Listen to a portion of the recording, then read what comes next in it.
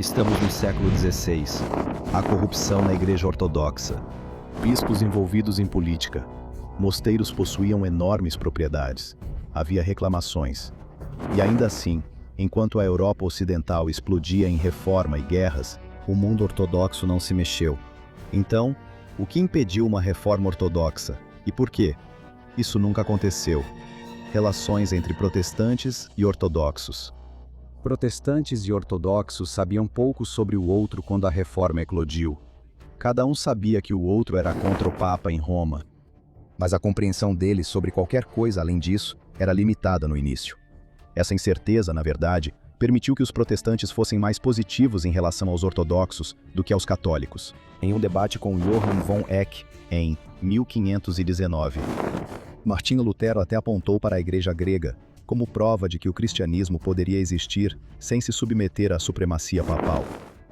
Felipe Melanchthon, um dos primeiros líderes protestantes e professor de grego na Universidade de Wittenberg, chegou a entrar em contato com o patriarca de Constantinopla para sugerir uma amizade entre protestantes e ortodoxos.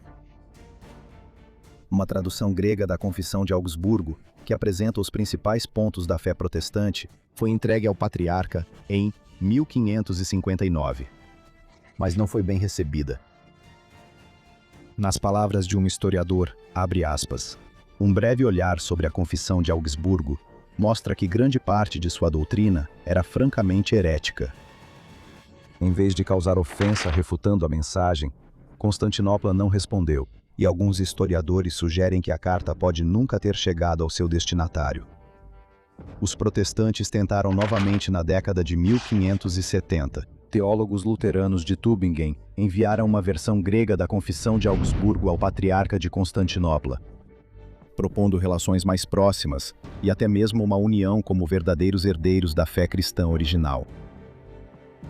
Mas a compreensão protestante da crença ortodoxa ainda era limitada, e as enormes diferenças entre eles rapidamente vieram à tona. Em maio de 1576, o patriarca de Constantinopla deu uma resposta histórica. Ele pegou cada um dos 21 artigos da Confissão de Augsburgo e deu uma resposta ortodoxa para cada um deles, declarando várias ideias protestantes como totalmente heréticas e incompatíveis com a fé ortodoxa. Embora concordasse com algumas afirmações gerais, o patriarca trocou várias outras cartas com líderes protestantes alemães, explicando as razões pelas quais a Igreja Ortodoxa rejeitava as crenças protestantes. Em 1581, o patriarca educadamente pediu aos protestantes que parassem de lhe escrever, já que era óbvio que discordavam demais para cooperar. Não haveria união entre ortodoxos e protestantes. Mas por quê? Natureza das reclamações. Então, o que exatamente impediu a cooperação entre ortodoxos e protestantes? E por que os primeiros protestantes achavam que isso poderia funcionar? Protestantes e ortodoxos concordavam que a autoridade papal estava fora de controle e que o catolicismo romano estava repleto de práticas falsas e corrupção.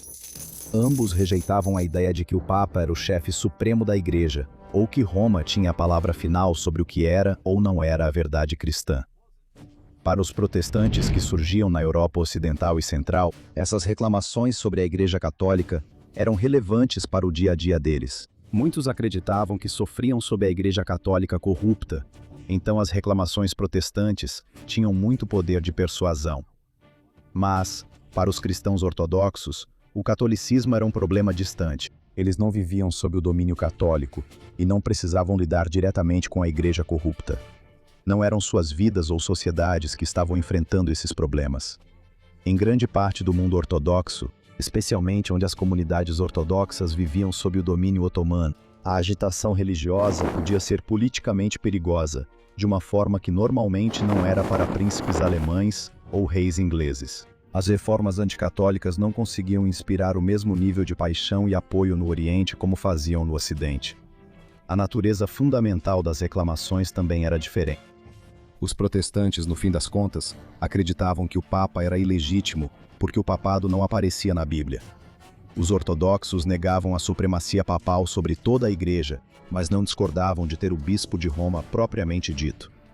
Eles simplesmente acreditavam que Roma precisava conter seu poder e aceitar um lugar mais igualitário ao lado dos outros bispos orientais, de Alexandria, Antioquia, Constantinopla e Jerusalém. No fundo, o motivo pelo qual protestantes e ortodoxos se opunham ao papado era fundamentalmente diferente. Essa era uma das muitas diferenças que tornavam a cooperação impossível. Diferenças de culto e de cultura. Então, que outras crenças impediram a Igreja Ortodoxa de abraçar a reforma protestante? A reforma foi mais do que apenas rejeitar o papado. Foi uma revolução no cristianismo que eliminou as tradições acumuladas da Igreja Católica e retornou a Bíblia como a fonte suprema e única da verdade cristã. Essa doutrina ficou conhecida como Sola Scriptura.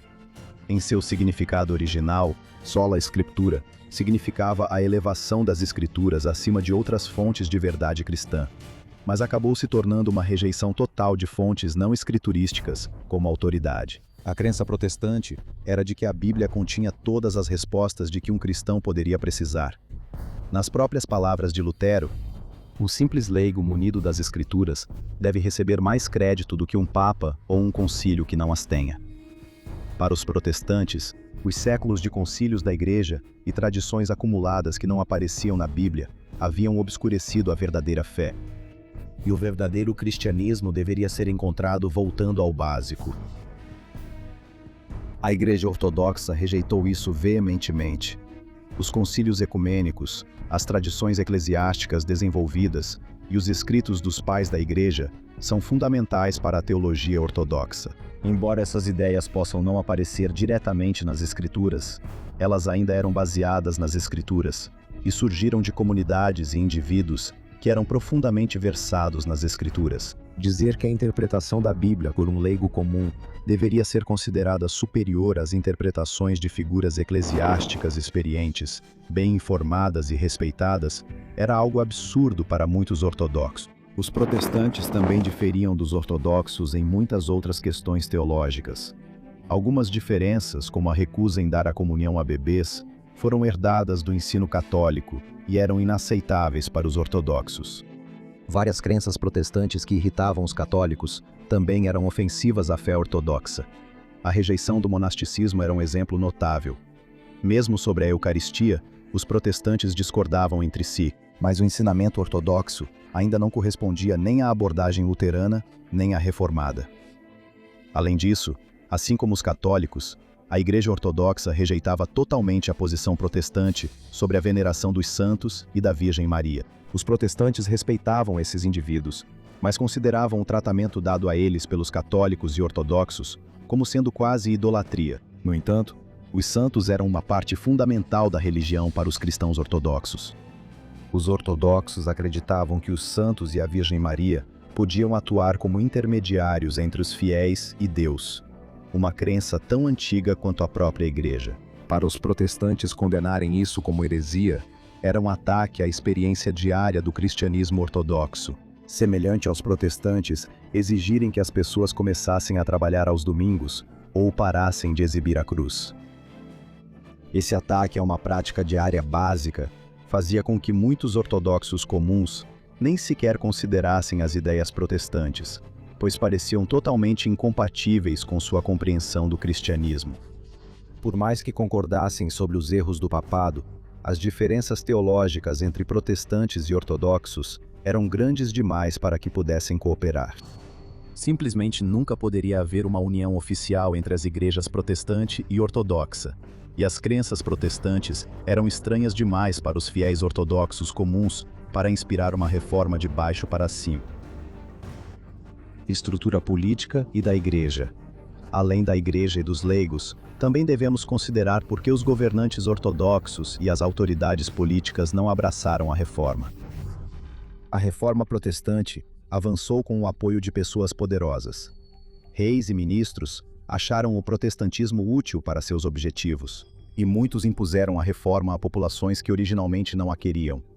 Henrique VIII da Inglaterra ficou famoso por adotar o protestantismo devido à questão de encerrar seu casamento com Catarina de Aragão. Henrique acreditava que o poder real deveria ser absoluto dentro de seu próprio domínio, e rejeitou a autoridade do Papa para ter a palavra final em questões religiosas, como a anulação de seu casamento. Então ele se tornou o chefe da Igreja após romper com Roma, em 1534.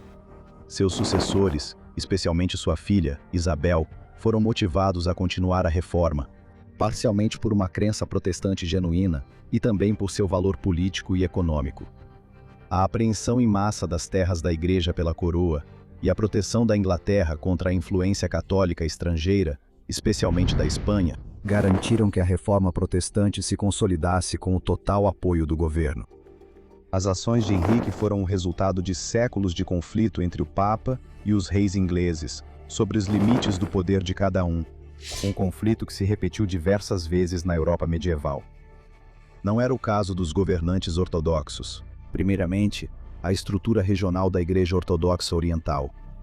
As igrejas faziam com que a relação entre a Igreja e o poder real fosse muito mais favorável ao monarca. Igualmente importante, a ortodoxia ainda era hierárquica, com bispos e patriarcas, e Constantinopla detinha uma primazia de honra como o primeiro entre iguais. Mas, ao contrário do papado, não havia um único cargo com autoridade universal para impor doutrina ou disciplina a todas as igrejas ortodoxas. Isso significava que não havia uma única Roma para ser derrubada e nenhuma reforma única que pudesse instantaneamente remodelar todo o mundo ortodoxo. Ao contrário do Ocidente, não havia um cargo semelhante ao de Papa dentro da ortodoxia que um movimento de reforma pudesse derrubar para remodelar instantaneamente toda a igreja. Por exemplo, o czar Ivan IV detinha o poder de nomear e demitir as principais figuras da igreja e considerava a igreja uma ferramenta útil para unificar a Rússia sob seu governo como seu primeiro czar. As grandes disputas sobre onde terminava a autoridade real e começava a autoridade da igreja, que haviam levado governantes como Henrique a abraçar o protestantismo, não existiam da mesma forma para Ivan. A reação do czar à reforma protestante foi extremamente negativa. Ele via os protestantes como radicais perigosos que promoviam a imoralidade e minavam a igreja.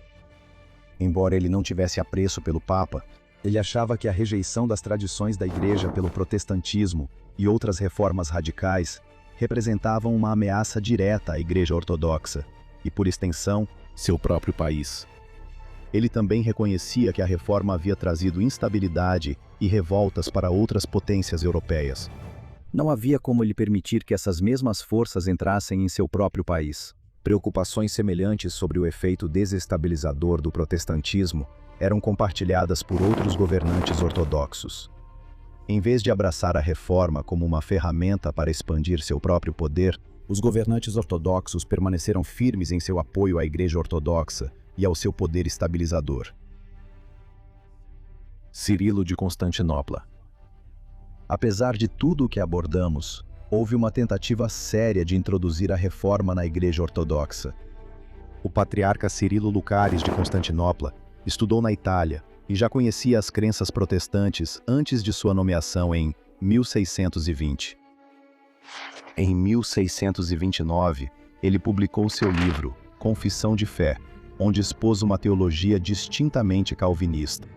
Alguns contemporâneos ortodoxos e escritores posteriores chegaram a argumentar que o texto não era realmente dele, mas independentemente disso, isso se tornou o estopim para uma grande condenação da teologia calvinista. Ela aceitava ideias protestantes como sola fide e ideias calvinistas de predestinação. A reação foi imediata e intensa. Para muitos cristãos ortodoxos, essa tentativa de mesclar sua tradição com ideias protestantes era herética. Cirilo logo foi deposto, embora ele tenha sido restaurado e deposto novamente várias vezes depois disso, e enfrentou críticas intensas por suas crenças, até seu exílio final e execução em 1638. O patriarca de Jerusalém, Dositaio II, escreveu uma repreensão severa à confissão de Cirilo. Em 1672, ele convocou o Sínodo de Jerusalém para reafirmar as crenças ortodoxas e rejeitar oficialmente a teologia de Cirilo. As crenças protestantes centrais de sola scriptura e sola fide foram especificamente apontadas como falsas, e as visões ortodoxas sobre rituais como a Eucaristia foram reafirmadas. O Sínodo marcou a rejeição mais clara e significativa da Igreja Ortodoxa Oriental à Reforma Protestante, e continua sendo um dos sínodos mais importantes da história ortodoxa. No final, a reforma nunca ganhou apoio na Igreja Ortodoxa. Quaisquer pontos em comum que tivessem ao criticar o Papa, protestantes e ortodoxos eram diferentes demais em suas crenças para algum dia se unirem oficialmente. A reforma não atraiu o povo comum nem os governantes no mundo ortodoxo, como aconteceu na Europa Ocidental, e nunca conseguiu o apoio necessário para reformar a Igreja de fora para dentro. Na única vez em que isso aconteceu, foi completamente reprimido pelas autoridades ortodoxas, e poucas pessoas se importaram com sua perda. A Igreja Ortodoxa permaneceria intocada pelas mudanças que abalaram sua vizinha católica.